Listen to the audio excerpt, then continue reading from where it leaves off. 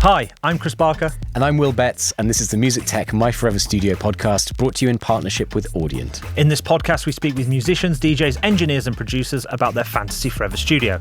The Fantasyland studio that our guests dream up is one that they must live with for the rest of time.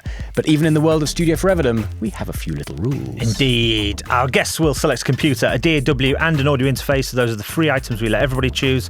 Then our guests will choose just 6 other bits of studio gear, plus 1 non-studio related luxury item. But... oh yes. No bundles! No bundles. choosing something sold as a package of separate software or hardware as a single item is strictly forbidden. Our guest today is a DJ and producer who shot to fame with his breakthrough track Changes in 2006, before heading to Los Angeles to conquer the US dance music industry and grow his label. Yes, after a multitude of club hits, he built up his label Black Book Records and has continued to headline clubs and festivals all over the world. And he's not letting up, with recent inescapable hits like Summertime Blues with Sammy Virji. But the real question is, how will he cope with the ultimate industry pressure, building his forever studio? Let's find out. This is My Forever Studio with Chris Lake. Welcome, Chris. Welcome. Hello. How you doing? You all right? Very well. How are you? Yeah, great. Thank you. Great. Flown in for us. I love it. I have. Yeah, but you know what? Like, honestly, it's worth the journey just to talk tech. So I'm excited. Nice. It's been a while. I mean, Yeah. I will say, like, you know, I interviewed you many times. Start your career, middle of your career, now at the peak. We've aged together. Yeah. Me worse, I think. Not at all. Thanks for that. Yeah. Luckily, there's no record of me on camera back then, but there was you. It's all right. Now, it's all stored up here, mate. I'm actually 75 years old. Yeah, no, honestly, you look great for 90. Thank you. Yeah. So, well, you heard the intro there, the rules that we've got of building. Yeah, this I'll probably forever forget them, but yeah. But before we dive in about building this forever studio, let's talk about the early days, how you broke into the industry, you know, even pre-changes, like what was the first delving into music production? What was the kit? What was the process back then? And how old were you? You must have been very young. I was really young when I started. I'm 42 now, and I think I started getting into it around about 97. So, like, you know, sequencers, like DAWs weren't really around by at that point. They were just they were MIDI sequencers. So you'd have you'd have Cubase on an Atari or whatever, and whatever Logic was before. Was it eMagic? eMagic, yeah. I didn't run any of those, so I went down the route of my first keyboard was on reflection was actually a really bad choice, but the Yamaha QS300, not really the greatest keyboard. It was essentially just a bit like a. You remember when you used to get like the Yamaha keyboards and they'd have like that standard set of MIDI instruments within that. It was just that and just a little bit extra. I'm testing my home keyboard knowledge, but wasn't that the one? Was it after or before the Yamaha DJX? Because I had the DJX. Do you remember with the kind of DJ? Before. But it had some of those scratch noises. I had one of those as well. Yeah. I actually forgot I had that until you mentioned it. Yeah, I had one of those. But then probably the first significant piece of gear that I got after that was the MC303. Yeah. So I loved that shortly afterwards. So much harder to program than an actual 303. 100%. then after that, moved to the 505 with the D-Beam. Yeah. D-Beam. Yeah. And I loved that. I think. And I can't remember what else I bought. The demos for that would just be like a guy playing drums and then slapping it like it was a cymbal. Well. Talking about demos, let me tell you a funny story. So I remember I was in this band with my buddy Andrew Ducat. We were in we must have been like 15 or 16, and we got this gig playing in this local hotel. And we worked out that I think we had 40 minutes worth of original music. Just what the guests want. Honestly, just like I think back to it, and I'm like, oh god. Out to hotel, I did stuff like this as well. It's like, what do we want? Well, there's these two 16-year-old kids that want to do 40 minutes of original music. That sounds great, actually. Yeah. Well, it was kind of like originals, and then we did a lot of, like, when I first started, I was remaking a lot of old classic tracks. That was kind of like how I got into making music. But anyway, we did the set. It was just as you expected. Yeah. Shit. I felt sorry for anyone that was there. And we get to the end and we realise, I thought we had 40 minutes of music. We don't. We have 36 minutes. We've got 4 minutes left to play. Anyway, I had my QS300 there, and I was like, fuck, what am I going to do? What am I going to do? Oh, if I press these 2 buttons and hold them down, it goes into demo mode, and it'll play Cotton Eye Joe. And then what, you just dance? I played that, and honestly, it was the best song of the set. They finished with a good one, guys. End on a high. I'll never forget that. It was honestly one of the best moments of my career. Amazing. I would never have told, honestly, with the first 10 years of my career, I don't think I would have ever said, I would have been so embarrassed to tell people. Now I tell people with pride that that's what I did. Now you'd move a lot of traffic if you did that at Tomorrowland or something now. Is it troll the whole crowd? Dead Mouse style. I don't know if it'd be a troll anymore. People just go for it. I don't think it'd be a troll. Where did you get that awesome remix? Oh, that's a deep cut. Yeah. Where did you go? Yeah. But anyway, yeah, that was, I've got a lot to thank Yamaha for. They saved, they saved me in that 4 minute window. From Cotton Eye Joe to the location of your Dream studio. Dream studio. Yeah. Where would you go? Nice. Yeah. So where would you be if you could put your studio anywhere in the world? And remember, this is Fantasy Foreverland. Like, where would you put your studio and why? I think I've definitely always dreamed of having. I'm a bit conflicted with this because I've over the years I've definitely realised some of my dream scenarios in certain ways with my studio with regards to gear and things like that. I've recorded some really cool places, but I've also found sometimes that like the most idealistic setups and situations don't actually end up being as great as I expected them to be. Sometimes, in the output of the music. Yeah. Sometimes, honestly, it's just like I think about some of the music that I've made in the least ideal places, and it's actually ended up being some of the best music I've made. Come on, what? Well, a lot of the songs. I mean, I've made loads of songs in hotel rooms. Is it when you're like forced into boredom, basically, and like, well, just do this, or? Well, one of the best things that I've learned in the last 10, 12 years is if you're on the road, and one of the good things about being, if you get success with your music and dance, it probably means that you'll end up going on the road. That always has an effect on your output with music, and I soon realized I have to make a choice here. If I want to continue making music, if I only wait for the most ideal times where I'm in a studio that's going to be perfect, I'm not going to be able to make music that much. So I've got to retool and learn how to make music anytime, any place. And that was, I think technology allows that now, and that's, like, I've got a lot to thank Apple for. I think these MacBook Pros are absolutely unbelievable. And I use the laptop speakers in any place, any room, and I can make music just off the laptop speakers. So that would be my. It's you on the plane.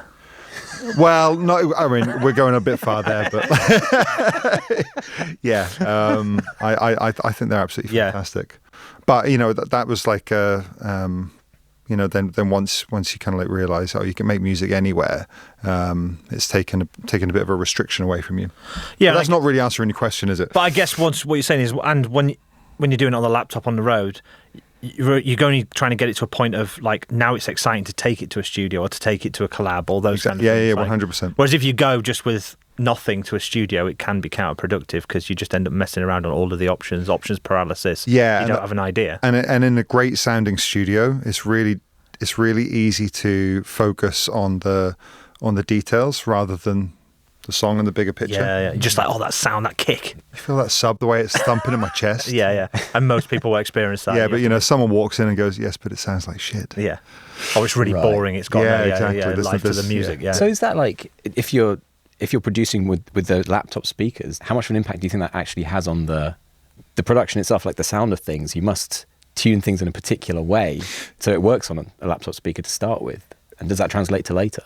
Yeah, it does actually. I found that I think there's enough detail coming from these speakers to actually do some really significant work. They're not bad speakers at all.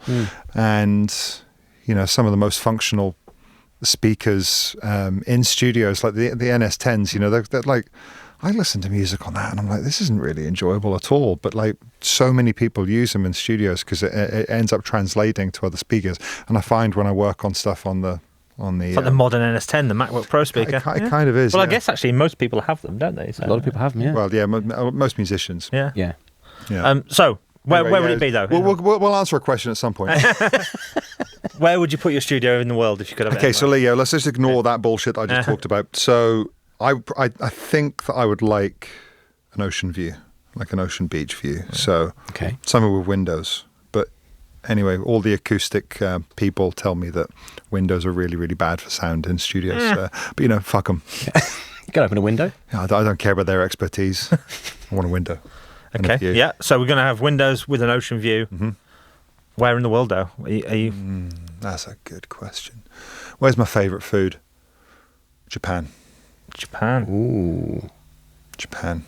We've had it a few choices. Yeah. I'd have a button. Sushi. Okay, we'll get to that. Okay. Is it just sushi? Or are we going like? I probably have worms within a week. Yeah. So. Yeah. Okay, perfect. But so, whereabouts in Japan? And tell us about. Oh fuck! I don't know. Why Now you get a bit specific. Let's just say Japan. Just Japan. Japan with an ocean view. No, Osaka. Okay, yeah. Osaka. Osaka. Okay. Nice. No, Kyoto. Kyoto. Okay. Yeah. Okay. Delete. Yeah. And okay, so well, that brings us on to let's get the bit out of the way. The first three items that every guest gets. Yeah. So that's a computer, an audio interface, and a DAW.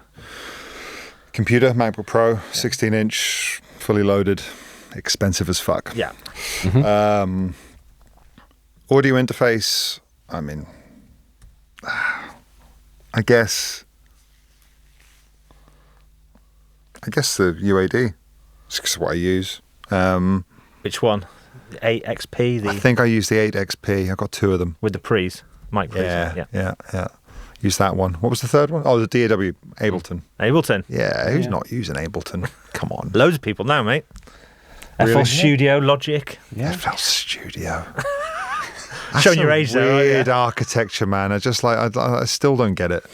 Yeah, I think we come from that generation where it was it doesn't make any sense. Whereas now at all. It's. I mean, I can't knock it though. Like I know a bunch of people. You must have people that come through your studios and labels. Yeah, and they annoy me. They got strong feelings. Oh, like get out. Yeah, like I'm really excited for this collaboration. They open up the computer, FL Studio. Come on. Sorry. Is that the same with all other doors, or is it just? No, I'm only joking. Kind of. It's a lot easier to work with people, also working in Ableton. No, but I work loads with Chris Lorenzo. He works stubbornly in Logic. Mm-hmm. But you weren't always in Ableton, were you? No, I used Logic as well. I think we did some stuff in Logic. I think we filmed some stuff in Logic. I think Logic was the sort of few years after changes, right? Yeah, and then it was like really mostly because I'd got more into vocal recording, and recording vocals in Ableton was not really good in the early days. It's not the best now, but it's But then when I saw you later on, almost like your whole studio and complex, everybody was on Ableton, so it made it for you were switching ideas amongst some collabs and stuff. It was very much a I've used Cubase a bit. I worked on Cubase with Marco Lise. Okay, and it's powerful. But anyway, Ableton, locking it in. Yeah, Ableton. Okay. I had a question about changes though. Why is it not on Spotify? It's funny about music created in that period. There's a lot of catalogue of dance tracks released in that period that is not on streaming platforms. It's just the way, it's almost, I think it's something to do with the way that distribution worked at the time, the way that contracts were written, and what wasn't written in there. And there's just a whole load of rights that just fell through the gaps. There's a whole bunch of songs that are just not on there. Anyway, you've reminded me. I need to get that one back up on. Yeah, because I own the rights to it. So. Yeah, because you licensed it, right? It wasn't a. I licensed it. Yeah. Anyway, maybe you won't make it to the edit, but you should. Yeah. Time for a remix as well, surely. Yeah, probably. it's pretty. Yeah, 20 years old. Yeah. Fuck. Yeah, I know. That's what I was thinking. It's like, and everybody knows it. It's like, But what I found interesting, what reason I asked is, it clearly, like you said, like compilations that it's on come up, but that's, it's grayed out, and it's like, oh. Yeah. It makes it a deep cut, though, as well. Yeah, I guess like so. Corn Eye Joe. I get, Not the version I played. That's a deep cut. Probably the 1,000 QS300 owners that... You could get Changes as the next demo song on a new keyboard. It could go full circle. Imagine. Lofty aspirations. Yeah. On the QS400 or whatever it is now. Yeah. Right. Okay. So now we get into the 6 studio items. Yeah. So at the end, you'll get a luxury item, which isn't a bit of kit. So think about that later on. But right now, we've got 6 bits of kit. All you have so far is what we said: a computer, Yeah. a DAW, and an audio interface. Okay, so honestly, I am going to base a lot of my choices on what I have now. Yep. Because I really like my setup. So I have one of my most used pieces of gear the last few years has been an electric piano called the Krumar 7. Okay. It's a beautiful piece of furniture. I love it. I love the sound of it. I just find it's like my go-to piece of equipment for every song that I write. So this is a real electric piano. It's a real, like I'm telling you, Yeah. notes and everything. Yeah, wow. Music. Yeah, very I think non-DJ a lot of like. people would- a lot of people would find that surprising. Yeah, I love it. I think it's. I actually bought it for my wife for her birthday because she was wanting to like practice playing the piano more. Then it sat gathering dust, and I was like, well, you know what? Move it into the studio, and it's the best thing that's ever happened. I'm so glad that she didn't use it, and her loss is my gain. Yeah, I love it. I use it on pretty much every record. Do you find it sort of restrictions of it just being a single instrument good for writing then? Yeah, it's just fantastic. Whenever a songwriter comes in, any artist comes in, it's always the first instrument that I go Just to. can't imagine you writing pizza on that. That's it. When I'm working with Chris, it's a little bit different. It's a little bit different. We are odd. For anybody listening or watching, check out the Chris Lorenzo pizza track. It features a lot at the end of my sets. That's our anti-up project. Yeah. So It's fantastic. what a stupid vocal. I just can imagine you sat. Although I can imagine. Actually, I've got it. I can imagine right now. So what's special about is there anything particularly special about the Krumar as opposed to, would you not want something like a Rhodes? A Rhodes, yeah. I love the Rhodes too. I've used that. The new ones they're making are really fantastic. They're really expensive actually. Yeah. Like starting at 10 grand. Yeah. I think the one that I'm using is like 2,300 Yeah. dollars. I don't know what that is in Yeah. pounds. So like for 2 grand, something like that. 1,600. £1,600, yeah. But it's Italian, right? Krumar? Believe so. Yeah. It looks fantastic. It's a beautiful. Right, Yeah. that was actually one of the reasons I got it. Was based on looks and the reviews of how it sounded. But yeah, I've always loved electric pianos, and I love the way they sound. I find them really inspiring. Does it have MIDI? Can you use it to control? Yeah, things? yeah. you Oh, can, yeah. So but most of the time, I'm just recording audio. yeah. But in this limited 6-item studio, it could be a MIDI controller for you as It well. can be a MIDI. It won't be, but yeah. Okay. Well, maybe it will be. We'll see. We'll see. If You might change your mind once you get to 5 items. If something pops into my head. So we've got the Krumar locked in. So item number 2. Yeah. So I learned about this pedal through Bonobo.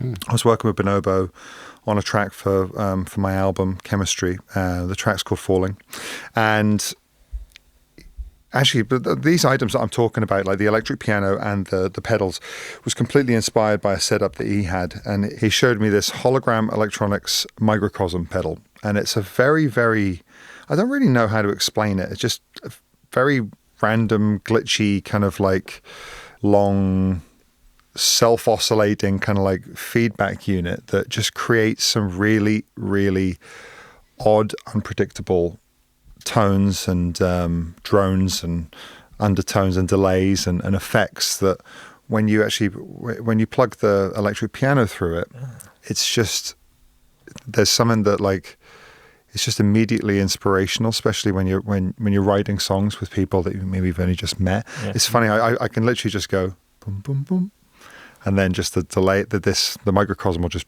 take off and just go and do a load of random things, and I'll be recording that audio, and every time I play something through this microcosm, the singer just immediately just like erupts in ideas. I find it's just an unbelievable inspirational machine. So you're kind of making your own samples and loops with the... Yeah, so then I'm recording all the audio, and then I can then go into Ableton and I can capture a loop, and then start building a beat around that. So I found that a really, really inspirational piece of equipment. It's obviously, I'm saying that's one sound source that I'm talking about putting through it predominantly, but you can put loads of stuff through it, and it's. So is it made for guitars essentially, or is it just? It is actually designed as a pedal, yeah. But I sit it on top of the electric piano. I think a lot of people use them in studios for that sort of thing because they call it a granular looper and glitch pedal. Yeah, it's weird. So did Bonobo bring this into your studio? I went to his and he was using a similar setup, and I was like, actually, this is a really good like singular station to kind of like just go and like just work on some melodies and some tones, and I was like, I think I'm going to replicate that. So I did. I copied him. Yeah, perfect. And I'm really, really happy I did. So thank you, Bonobo. Well, it's a brand new item for the podcast, I think. I know we've had it before, which is very rare. So well done. Good choice. So item number 3. It looks lovely. Sorry, it does look nice. Do look it up if you're watching or listening. It's got a really nice design as well. Item number 3. Okay, so this is a geeky one. Good. Actually, no, I wonder what order I should do this in so it makes sense. I'll go with my speakers first. Okay. So I have been using, for like the last 2 years, the Focal Trio 11Bs. They're big. They are big boys. They're big. They sound fantastic. No sub needed. They got some welly. You can really feel the sub. There's great detail. The speakers are usually an area where we have to upsell people, but these are. I don't think we can. These are big boys. Yeah. These are serious speakers. Yeah. These are Dream Studio speakers, aren't they? They're great. They are really great. I mean, there's bigger ones. I guess there are bigger ones that I can't. I was in a studio literally about 2 hours before I came here. I flew here, and I can't remember. I think was it Augsburgers? Is that the name? Augsburgers, yeah. Yeah. I was in a studio with Chris Lorenzo and Kenny Beats. I'm not sure if you. And legend. Yeah, he's the speakers he's got are absolutely unbelievable. I was just as I was driving up here, I was on FaceTime with Chris Lorenzo talking about these speakers. They're really, really cool. I just don't know what model they are. I think they're about like 28 grand or something. They are expensive. They're expensive. Yeah. They sound unbelievable. Fantasy Studio. Yeah, exactly. Do you want these over the Focals? I mean, I don't know. We can upsell some dreams. Maybe we can upsell your dreams. Well, let's go for the upsell. Yeah. So let's just spend some good old British pounds. Tell us about the sound then. What was impressive? Thumping. Very, very impressive. I like the. Are they physically bigger speakers? Yeah, they are. They are. They're much bigger. Yeah, they're a bit more like main size. Yeah. I've also used I think it's the PMCs a lot. Yeah. They sounded a lot like the sub and the weight just felt much different. I don't know how to explain it. Just even just like the demos that we worked on. When I listened back, they translated really well. Everything sounded really good. I don't know, but I'm kind of splitting hairs here. I think like those speakers that I don't really know that much about, that we're dreaming of here. The Augsburger said they're really nice, but I can tell you about the trios that would be my second. How did you end up at the trios? Did you have the 6Bs or small ones? So I started off with the 6Bs for a long time. I actually was using them for like 10 years. Then I moved up to the trios. Yeah, where you could switch. One side off. I used them for about a year, and then I went over to Australia, and Fisher's studio had the 11Bs. And I took one listen to them, like, oh man, there we go. I'm going back home. I'm going to spend a fortune. And you've just got the other ones. Yeah. So basically, I just kind of. I heard those speakers in his studio, and I was like, okay, I'm going to go back and get a pair of those. And that's exactly what I did, and they are unbelievable. They sound really, really good. Because before I was using the smaller trios, the 9s or whatever, with subs, with a pair of subs. Oh wow! I didn't love the way I'd got the balance and everything. Yeah. It's just a lot better when you've got everything coming from the same source. Yeah, much better for sure. Much more balanced. So the Augsburgers. They look like the solos, right? Looks like the solos, yeah. The ones you were using, yeah. Which come in a variety of extreme colours. So would you go for the Augsburgers or would you stick with your trio? Yeah, I think I'd roll the dice and go for the Augsburgers. Yeah. In which colour? Bright yellow? I mean, I don't know if I could look at bright yellow for the rest of my life, you know. Silver, glittery. Yeah, maybe. I'm open. Silver's cool. It's kind of cool. They cost $46,000 for a pair. You know, small change for a dream studio. That's fine. Snoop Dogg studio also has them. The Mothership has them. The Mothership. That's what they call it. I've been in that studio. Have you? Oh yeah. I got high with him. At the Mothership. Yeah. Yeah. He said, I was with him and I says, I ain't leaving here until I smoke with you. Apparently he's it's like, quite deadly. Oh my God, it was ridiculous. I interviewed a producer once who did a track with Snoop, and he was a Norwegian producer, and he liked to smoke. This Norwegian guy, then when he met Snoop, he was like, I've never experienced anything like that. It's pretty heavy. And he said, I'll have to sit you in your car and buckle you up before I give you this because you ain't going to be able to walk. Wow. So I gave the keys to someone from my team and proceeded to smoke. And he was absolutely right. I could barely walk. So what that takes us to Item number 4. item number 4 now. So we're racing in, not many left. Are we already on 4? Okay. Yeah. All right, cool. So this is this is where things start to tie together. I would choose the Trinov Audio Nova, which is a hardware room correction unit with phase alignment. Mm-hmm. So it's a little bit different to probably one of the like the more familiar systems like the SonarWorks. Is this what Gary Barlow chose? Similar. Really? Yeah. Yeah. He's a good lad. Yeah. The phase alignment section of it is really quite staggering. How profound it changes the stereo imaging of the of your setup. Once it's just one of those ones where there's a special mic for the unit, set it up in your seated position. They do the whole room sweep, and then it corrects for EQ, level, and phase alignment. Yeah. But then the stereo imaging is crazy how detailed it is, and the mixes really translate well. It's actually quite wild how much it changes the sound in your room.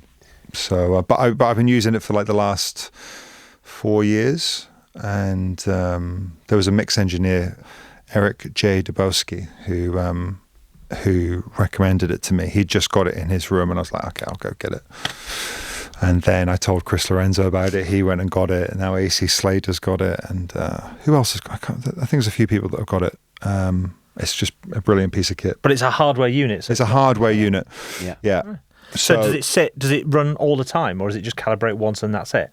Well, you can continually calibrate it. Yeah. You can calibrate it for different listening positions. You can have presets that are recallable on a remote. So if you've got a studio where there's a sofa at the back and you're trying to show A&R, you can go. So nice. you can select it for that listening position. For me, I have windows in my studio, and we have blinds that were designed kind of like to acoustically treat the room as well. So I bring the blinds down, and I can have a preset for blinds up or blinds down. Nice. I like that. Yeah, that's smart. It's really cool. Which is perfect for your studio here in Kyoto because you're going to have windows as well. Absolutely. You see where I'm going? Yeah. I've been thinking about this. Yeah.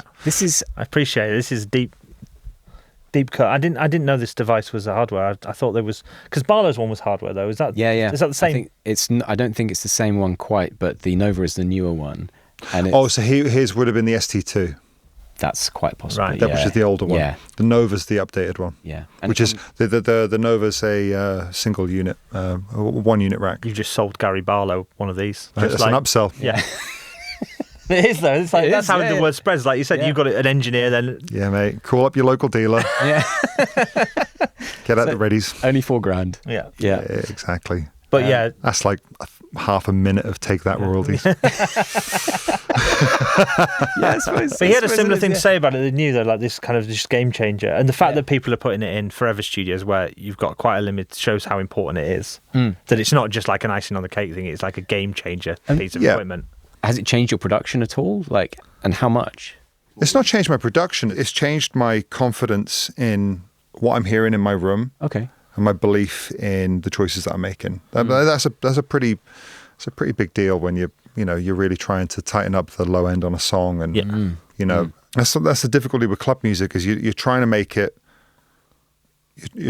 pleasing to listen to, and you're also trying to make it thump Massive, yeah. thump on a juiced up sound system, and those decisions can, now more than ever, are really, really important. How you and they can be bring quite it all together. counterintuitive, those things as well, because trying to make it hit in one, you can ruin it for people listening on their headphones or MacBook speakers. Exactly, which is where balance comes in, and like being able to listen on different audio sources. This is why I believe in these things so much. But then I also, on the flip side, believe in like having a great system where you can really feel the detail of the low end. Tell us about some moments where you've played a track out for the first time, maybe before it's been mastering, like lots of DJs do. Get it to a point, play it out. What do you notice when it's not perfect when you're playing out in a big club? Because the punters probably don't notice, right? But you're playing it out. If you have a good reaction to the actual song, I actually disagree. I think the punters normally do notice, and you can tell by you can tell by the way people dance, the way they react, and you can just it. But you're noticing it against the track before or the track after, or is it? It's just an intuition as well of what you feel you would expect people to react. I'm thinking about the way that I want to react to it, and then I want people to feel it the same way that I feel it. Yeah. And there's a method to that, and sometimes you just got to work the mix and just get it in the right spot. When something really, really hits, really lands, it ends up feeling effortless, and it's very, very rewarding.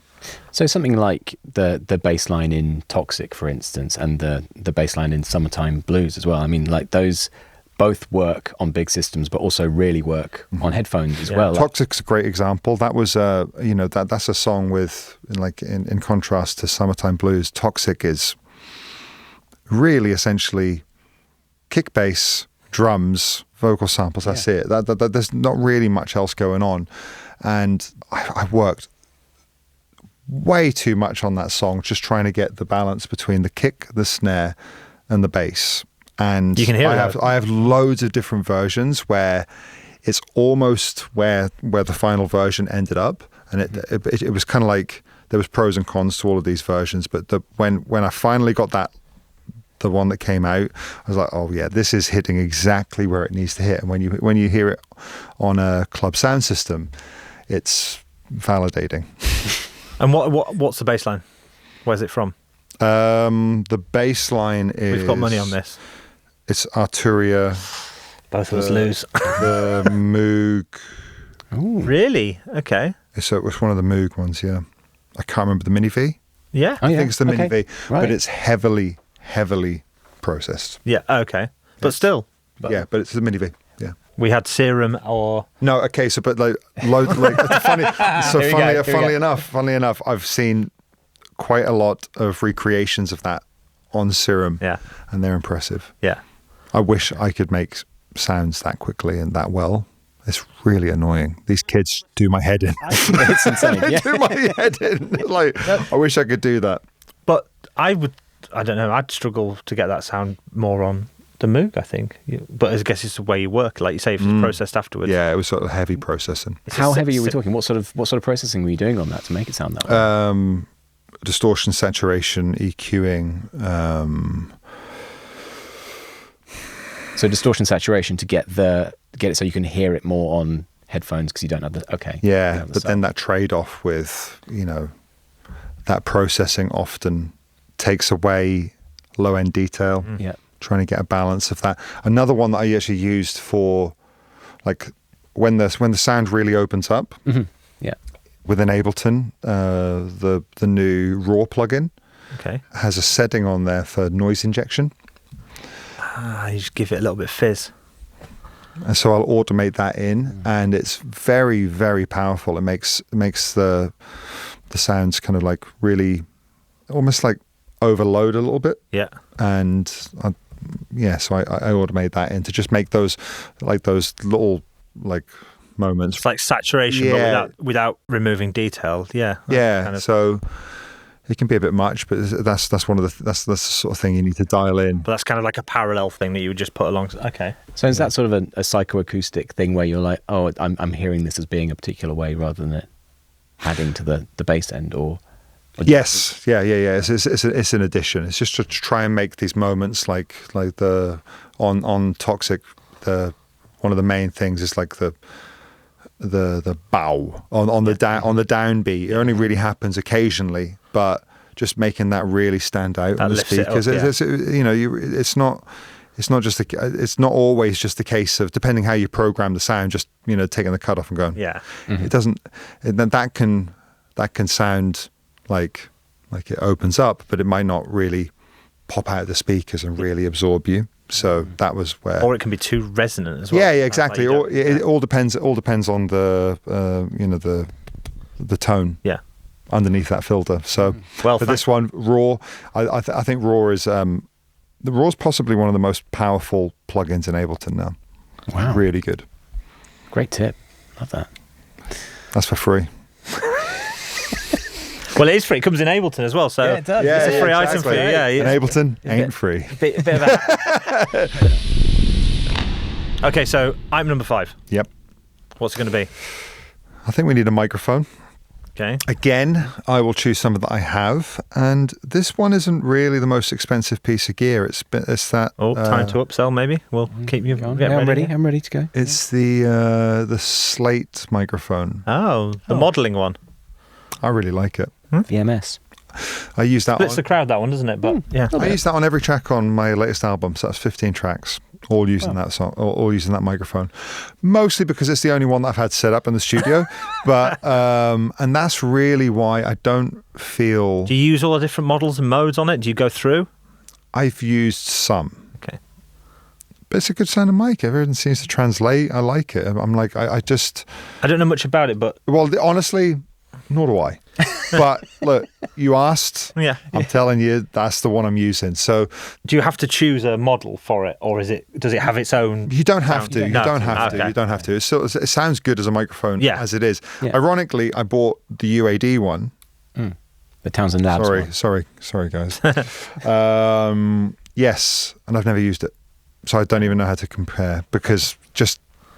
Essentially, when push came to shove, every session, and I think this is an endorsement. Every time I've come, I've come to record something, I've been loath to roll the dice and test something else, because I knew that I would get the sound that I needed from the Slate mic. I think that's a great endorsement for a microphone.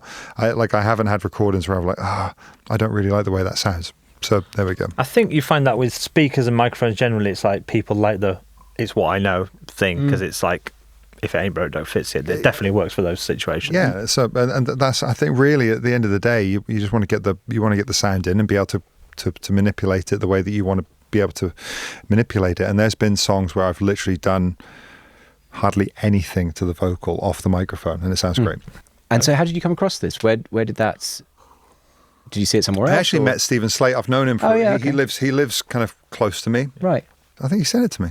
So, Nice. You know what? Who doesn't love a freebie? Yeah. Yeah, great. No, but he has confidence in his products, doesn't he? He does that a lot. No, it's good. I don't need to endorse it or anything. It's a great mic. So Excellent. yeah. And so, the recent tracks, what have you recorded with it? Is it new album stuff, I guess? Yeah, all the new album stuff. So recorded Ease My Mind with that, with Abel Boulder. Everything that I recorded in the studio there. Chemistry with Vera Blue. So you tend to always bring people in to record rather than send you files? Yeah. Yeah. Yeah. Tend to. Not on everything. No. Savannah I didn't record. Okay. And is that just out of diaries and things like that, or is somebody quite particular about their voice being a certain way? Or no, I like being involved in writing it. It's actually like I end up getting the results that I want if I'm in the room and I can guide the direction of. So not necessarily about quality, it's about performance. Like 100%. Yeah, and sometimes recording vocalists, it's almost like for dance music, it can be a 2-part kind of discipline. It's like there's the songwriting phase, and then there's the once they've gone, I'm going to absolutely tear this vocal a new asshole face. Yeah. And processing and all of that. Yeah, which is not pleasant to do in front of the vocalist because they're just watching. Yeah. It's like chopping up a Ferrari, turning it into a hot rod. Yeah. But I guess you need that quality at the start. And the performance that you want. Yeah. It doesn't always happen. I'm not chopping down everything, but that often happens. And two-part discipline. So final item. This is where things get stressful and you might want to change some things from the back. Okay, so I'm thinking it's got to be a synth. So Yamaha QSR. QS 300. QS 300, exactly. sorry. I'm sure it's QSR 300. QS 300. It's really crap. QS 300. QS 300. Oh, Chris. Yeah. well, it looks quite nice. Yeah, it does look It doesn't sound it. But I'm a little torn. I think Tell us the options. We can help. Okay, so because I'm guessing we don't do plugins here, right? We're doing hardware. No, we can do plugins. It's right. Plugins are 10 a penny. There's just loads of them. It's sort of no bundles. I don't need to. We haven't gone there yet. It's fine. Yeah, go there. Show me. You said you'd only do it once. In the intro. No bundles. So I've got a couple of synths in the studio that are all really good. The Novation Summit's used quite a lot. That probably doesn't get the shout out it deserves. Actually, it's a really great synth. Doesn't come up often, but when it came out, everybody loved it, and it sort of disappeared. I find the OB6 really, really versatile. Dave Smith. Yeah. Mm-hmm. I just get lost doing Prince style D-Train and that kind of stuff on that. I love it. Yeah. So good. Absolutely love it. No, I love it. It's just that synth that just makes you want to play that stuff all the time. And then what other synths am I using a lot? I think I'd probably go for something a little bit weirder. And the synth that served us really well has been I say us, me and Chris Lorenzo. Yeah. For the Anti-Up project, we used the Analog Solutions Fuse Box. Big shout out to Tom Carpenter. This is, they're not a big company. Birmingham company. Yeah. They make some great products, and there's just something like a little unpredictable about what you'll get out of this machine, and it's been very inspirational for all the Anti-Up stuff. If anyone's listened to the Anti-Up stuff, it's a bit... Is that where the little weird lead line comes from in Pizza? Mm-hmm. It sounds like him now. I love his products. Tom Carpenter, I dealt with him a lot over the years. I reviewed their for MusicTech.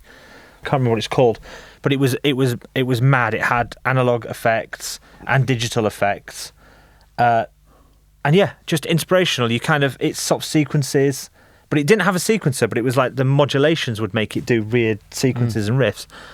Honestly, yeah. Yeah, he makes some great stuff. And so that they've updated, there's the Fuse Box, which is that's the orange one. Right? Yeah. Mm-hmm. There's a Fuse Box 2. I've not used that. There's some parts on that Fuse Box, like the build qualities, like some of the buttons are a little bit questionable, but maybe they've updated that on the 2. They probably have. And then but the other one that we used before that was the Telemark K. Yes, they were really popular, weren't they? As well, the Telemark K. That was the first one that we used. The Telemark K, Telemark K2, I think. So one of those. We're going to have to. You want me to make a decision? You've got to make a decision, yeah. Do you know what? Probably because it's got the keyboard, I'll use the Telemark K. It was the Impulse Command that I reviewed. That one. Right, I have not used that absolutely one. Amazing. Absolutely amazing. I've not used that one. Is that not more for drums? Or Nope. No? It's full on. It's crazy. When did he release that one? 2019. How much is it? 849. It's inspirational, mate. You'll love it. The effects on it. It does have a sequencer, but it's like a analog sequencer, like you just twist. But you can sequence the effects to things as well, so it's really interesting. Cool. So why the Telemark K? Is it just because it's got a keyboard, or is there? Yeah, I do like hitting the keys. Sometimes it just pisses me off that you have to. But that's how you get the weird results. So when you just like, that's why I like this at first. I think in the review I wrote, it starts off and it really irritates you, and then suddenly it just clicks, and you're like, oh, it's just giving you, like what you said about that pedal, where it just serves up things, and you're like, oh, another idea. Well, is that something that's happened a bunch with this? Yes, with these 100%, and that's why I really like it. I think sometimes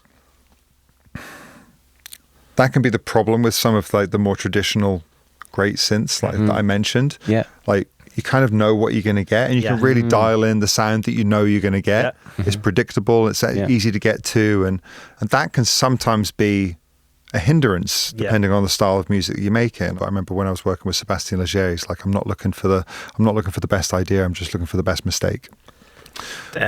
So that's really stuck with me. You're just like looking for that little piece of magic that you weren't expecting to find, and I like the pieces of gear that increase the chances of you getting to that. Getting to the thing that you weren't expecting. Yeah, you're now making me think about buying that synth. You should get it, 100%. Just based off your review, which I probably would have read, and I trust you. That's a little demo. You just cost me 900 quid, you bastard.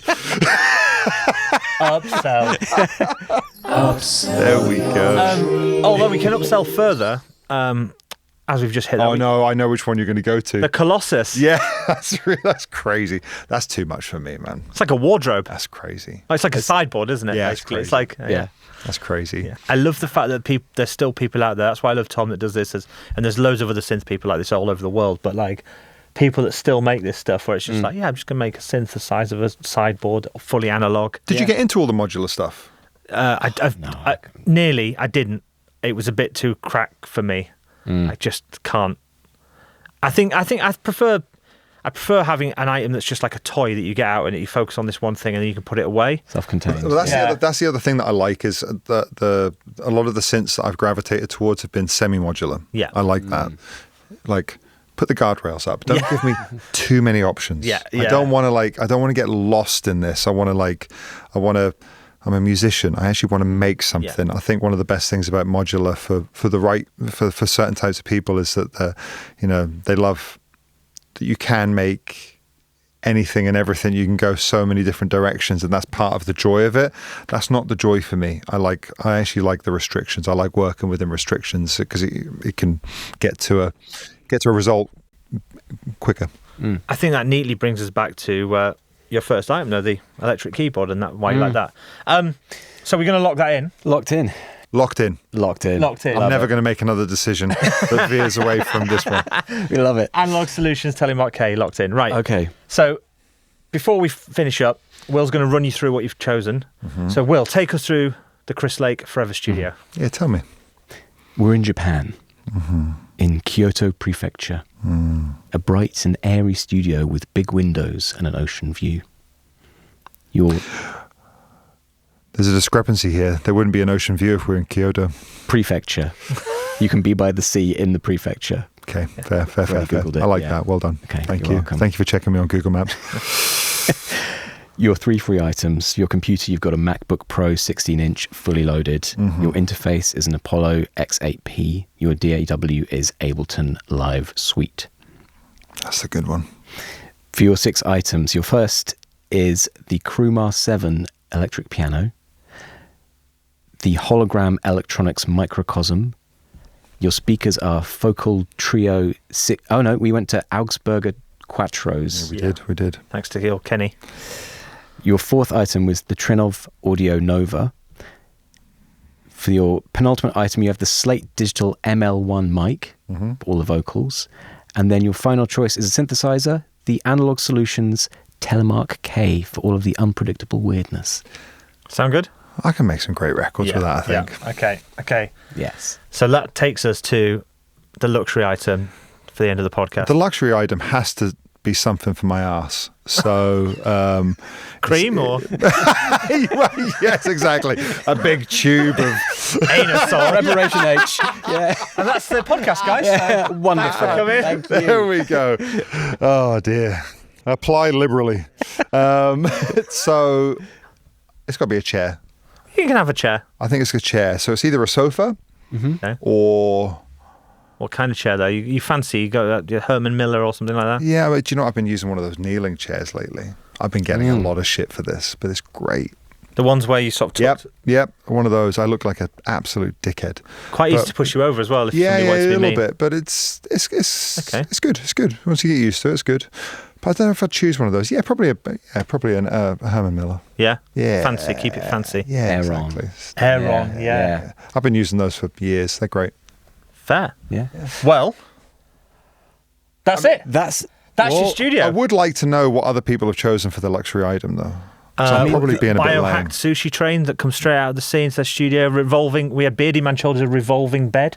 Beardy Man, yeah, okay, but Yeah. Beardy Man's brain does not work the same way as others. So, What like, else have we had? 160-foot waterfall. 128-foot waterfall. 28 Yeah, foot, yeah. that was who was that? I can't remember. Had a few odd ones, yeah. and I chose a chair. You can I have know. more than a That's chair if you want. lame. Well, it was that or ice cream, wasn't it? You wouldn't let me.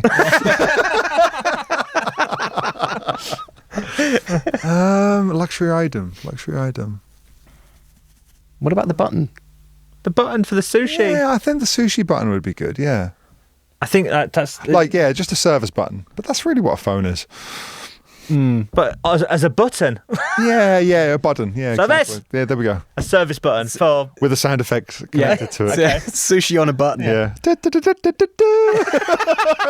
it'd be That's it. it'd be Yeah, Cotton we Eye get- Joe. Yeah, exactly. Bit out a bit, just bit out a bit, and then The deep cut edition. yeah. Yamaha deep cut edition. Right. Well, that's it. That's the My Forever Studio with Chris Lake. Chris Lake, thank you so much for coming to Thanks for having me. Thank you very much. Absolutely awesome. Thank you. Thank you so much. Thank you. Guys, thank you. Well, all that's left to say is thank you for tuning in, and we will catch you next time for more adventures in Studio Foreverdom. Goodbye. Bye-bye.